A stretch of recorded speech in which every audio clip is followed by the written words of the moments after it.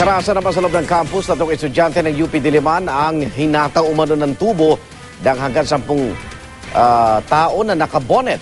Isa sa mga tinitingnang anggulo, away fraternity. Saksi si Maris Umali.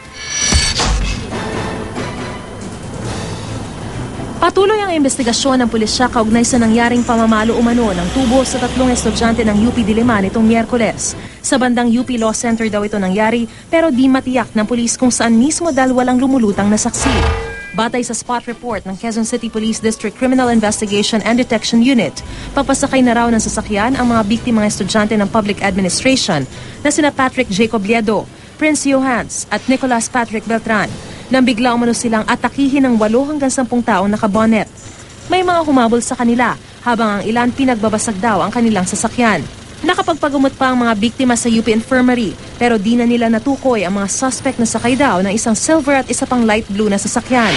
Kahit nawala ng laptop at iba pang gamit ang mga biktima, may iba pang anggulong nasisilip ang Quezon City Police. Ang titig naming possibility dyan, yung baka mamaya ay away fraternity, yun ang titignan namin dahilan niya ng pagkakaabot. Or simpleng pagnanakaw na may mga ganyang modus operandi kasi gagawa ng gulo, in the end, nakawan yung bibiktima hilala. Sakaling away frat nga ang motibo sa likod ng krimen, hindi ito ang magiging una sa UP Diliman. Katunayan, malapit din sa UP Law Center na magkarambol noong taong 2000 ang Alpha Phi Beta at Sigma Rho fraternity. Patay ang Alpha Phi Beta na si Dan Daniel Reyes dahil sa multiple stab wounds.